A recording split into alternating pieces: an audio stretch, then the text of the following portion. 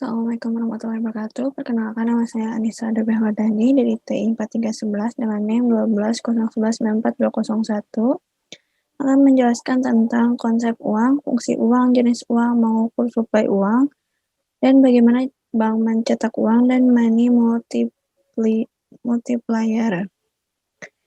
Uang adalah benda yang diterima masyarakat umum sebagai alat tukar dalam kegiatan ekonomi.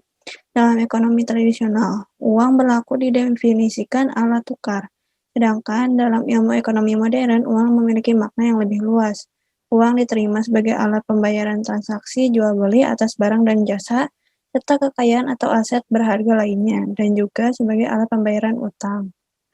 Uang juga memiliki dua fungsi. Yang pertama, fungsi asli uang, yaitu sebagai alat tukar, dan yang kedua, uang sebagai satuan hitung, dan yang ketiga, uang sebagai alat penyimpanan nilai.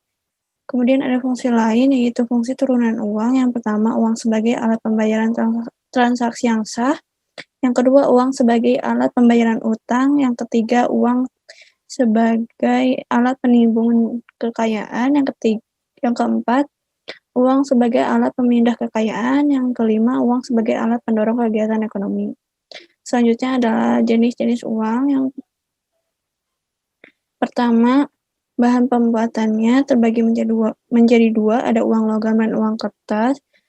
Kemudian, menurut lembaga yang mengeluarkannya, uang juga dibagi menjadi dua jenis, yaitu uang kartal dan uang giral. Menurut nilainya, uang juga dibagi menjadi dua, yaitu uang penuh dan uang tanda. Selanjutnya, saya akan menjelaskan tentang cetak uang versi Bank Indonesia. Cetak uang dengan arti Bank Indonesia menyalurkan uang secara langsung atau dibagi-bagikan kepada masyarakat atau pihak yang terkait ditolak mentah-mentah.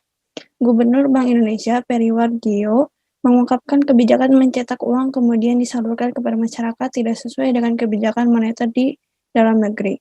Asisten Gubernur Bank Indonesia bidang stabilitas sistem keuangan dan kebijakan makro Prudensial Juda Agung meluruskan kembali hal tersebut. Menurutnya, cetak uang atau printing money tidak selalu dikaitkan dengan kegiatan fisik. Uang adalah berbagai jenis. Ada uang kartal, yakni uang atau rupiah yang kita pegang, dan uang giral, serta uang kuasi. Biasanya Bank Indonesia mencetak lebih banyak karena ada kebutuhan untuk zakat, sedekah, THR, dan lainnya. Namun, ditegaskan uang giral dan uang kuasi yang beredar di dalam sistem perbankan juga sebenarnya hasil cetak uang yang dilakukan Bank Indonesia melalui operasi moneter melalui pembelian SBN. Tidak hanya dihasilkan melalui pembelian SBN, kebijakan pelonggaran giro wajib minimum atau GWM yang dilakukan Bank Indonesia bagi perbankan juga otomatis menambah pasokan uang di dalam sistem perbankan. Menurutnya, proses ini adalah proses money creation atau cetak uang. Jadi yang dikenal dengan istilah quantitative easing. Sekian dari saya. Wassalamualaikum warahmatullahi wabarakatuh.